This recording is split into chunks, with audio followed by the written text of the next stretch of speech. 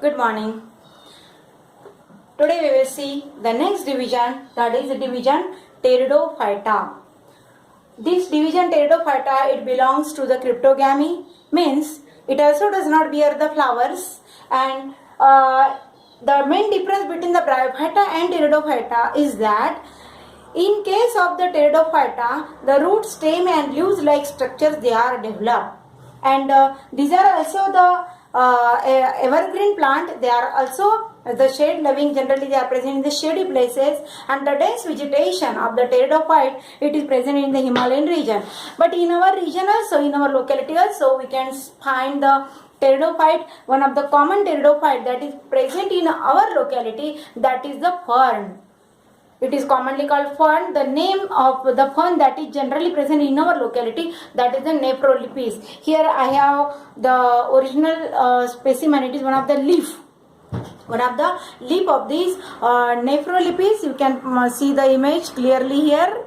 And here it is one of the leaf. And these you can see these are the leaflet. These are the leaflet of these fern. And the speciality of these pteridophyte is that it shows both the type of a reproduction, that is sexual as well as the asexual reproduction. The plant body is divided into the root, stem and leaves. Here we can see in a diagram, these are the roots. Roots are present. Here there is present the condensed stem. A very small or a short stem is present here, and the leaves they are given out, and then each leaves it is again divided into these leaflet. As I told you that the sexual reproduction, it takes place by the zygote formation, by the gametes formation. The sexual reproduction takes place, and the asexual reproduction take place in these pteridophyte. It is with the help of the spore formation. And in case of the fern, the spores they are produced in a specialized structure which is developed on the ventral side. Here it is the dorsal side of the leaf. Here the ventral side. On the ventral side of the leaf, the after maturity, the leaf it shows the small dots. Presence of small dot on the ventral surface of the leaf, and these small dots they are nothing but I can show you in this small dot. They are present. Actually it is a young leaf, so the dots means the spores are not developed, and these dots which are present, they are nothing but they are the sori, or we can say it as a sorus, singular sorus, and plural it is called sori, or we can say it as a sporangium. And within this sporangium, many uninucleate spores they are produced. After the maturity of the sporangium or the sori burst, and the spore they are liberated in the surrounding area, and after that they will germinate, and they will again give rise to the new plant body. So in this way, in case of the pteridophyta, both the type of a reproduction it takes place. There are many examples of the pteridophyta. This is a common fern. Then another example is that is Marsilia. This Marsilia, it is an aquatic fern. In our locality, in the Poos river, we can find the growth of a green colored plant on the surface of the that water body, and it will shows the three leaves. I will show you diagrammatically how that fern, the name of that fern is, that is Marsilia. Actually it is a Marsilia and it is a fern. So in this way the diagram of Marsilia is there, and it shows the presence of the leaves. Four leaflets they are present in this way, and it forms a leathery covering above the surface of that water body. And here it is a Marsilia, Marsilia, Marsilia. Here it is a fern, that is a Nephrolepis. You can write the Nephrolepis. So this division Pteridophyta, it includes these different types of plant. Understand about the Pteridophyta. Now the next division, that is we will see after the Pteridophyta. Now we will move towards the phanerogams. What are the phanerogams? Phanerogams, these are the flowering plant. This is the main difference.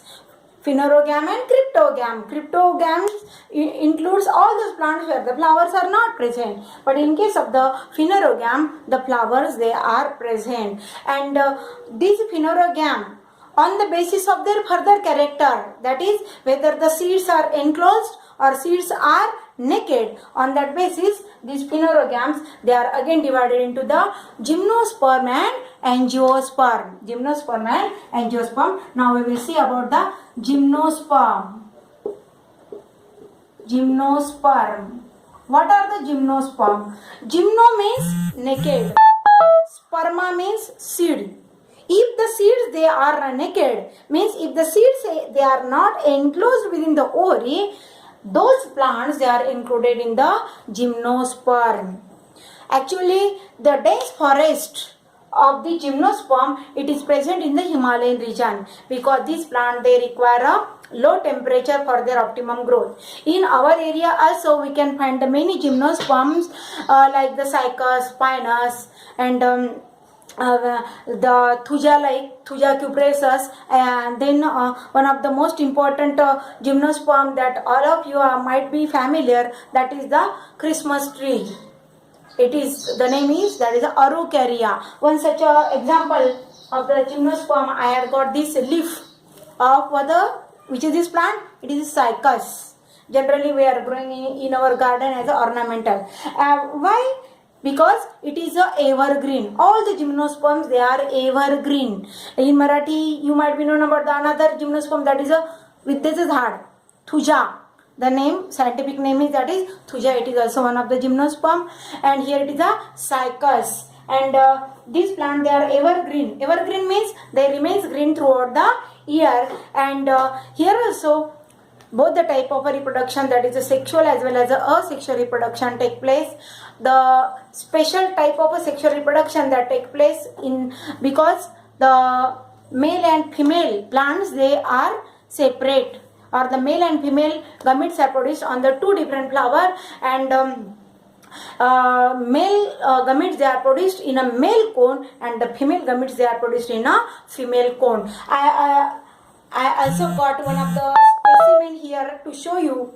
It is a rare specimen. I got it from Ooty. When I went to Ooty, I purchased it from there, and these are the cones of Pinus.